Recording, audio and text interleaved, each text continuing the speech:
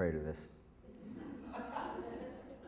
First of all, I want to say thank you to Donna. This is my second conference, and I'm associated with HippoCampus, and I love the experience, and this has just been a wonderful thing. Oh, yeah. When I graduated from college, I didn't know what the hell I wanted to do, so I went out to Seattle, I got a job, and then I discovered that that wasn't what I wanted to do, and so I went back to Michigan and took some more college classes, but while I was in college, I learned of this program called Teach for America. Has anybody heard of Teach for America? Okay, so I applied for Teach for America, and I was accepted, and it was great. But they send you to teacher boot camp in the Bronx, and we stayed at Fordham College, and it was, I think, June and July. Ungodly hot, no air conditioning in the dorms, and we were bused to the PS schools in the Bronx to team teach for the kids who were in summer school. Rough crowd, these kids. 7th graders, 6th graders, 7th graders. And there was about 4 teachers to a class, and they had a mentor teacher who sat in the back and generally slept the whole time while we were teaching. So my first experience was I get in there and we were teaching English or history, I can't remember, but anyway, the first day that I'm there with the team, a fight breaks out, and I'm thinking, okay, this is the Bronx, you know, and they're swinging at each other. I get in the middle of them, one of them clocks me, and I can't do a thing because I can't let them know that they've scored on the teacher, right? That'll be the biggest thing. So, you know, we settle that down, and we continue on. And during the 8 weeks, we get to know the kids a little bit.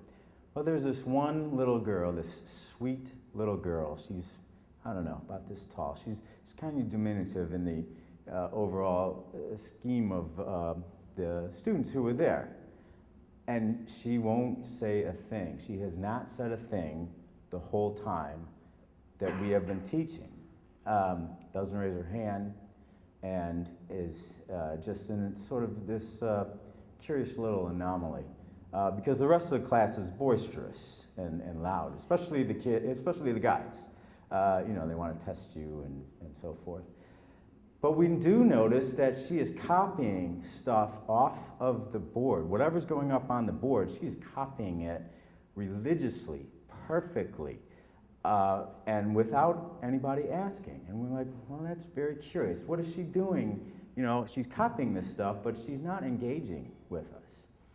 And the thing about the team teaching is that we're just the teachers see us as just these kids from, I don't know, white bread prestigious universities coming in and not knowing a thing about the Bronx, and we're gonna go out and not, you know, and do something, but we're not the people that they're looking up to. That we're an annoyance for them. But anyway, we start to work on this kid a little bit, and we make some inroads, and then finally we get up the courage to go and find where she lives. And she's living with grandparents, and we finally find the story out. And the story is that she's from Sierra Leone. And Sierra Leone had a brutal civil war. And she got to the 1st grade and was thrown into a prisoner of war camp along with her mom and family members, but not the father was killed in the war. Well, so she has a 1st grade education, and she's stuck in this prisoner of war camp for I don't know how many years, but finally they get out and they make their way to America somehow. We don't really know. Well, they look at her age. The New York school system says you're, you know, 10 or whatever it was, you're in 7th grade. But she has a 1st grade education and she can't keep up. How the hell is she going to keep up? And, you know, it was just this really sad situation. But she was smart enough to to copy things on the board. She was smart enough to know a little bit of what she had to do in order to survive. Now, those kids, as we found out later, they were all being socially promoted. It didn't matter a damn what we were doing.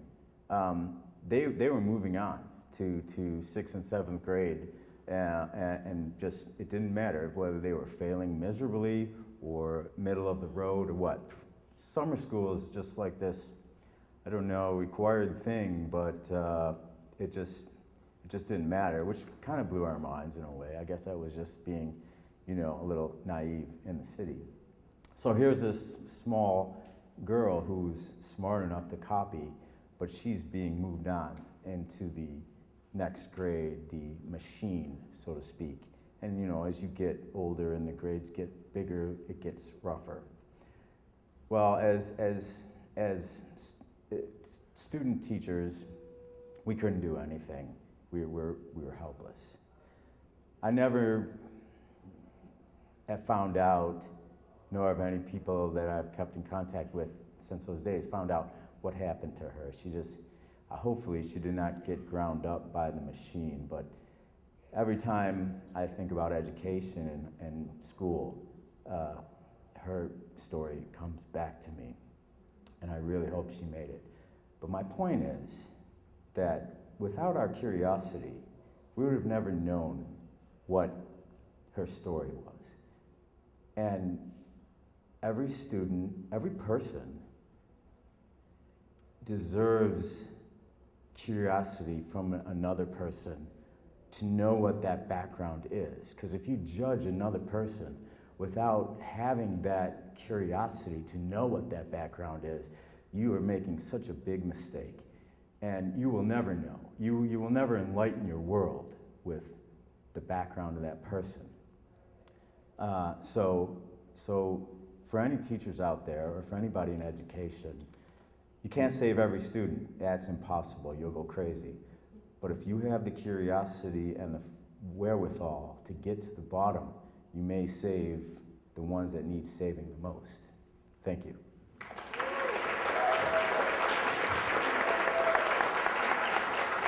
We got to get a chair.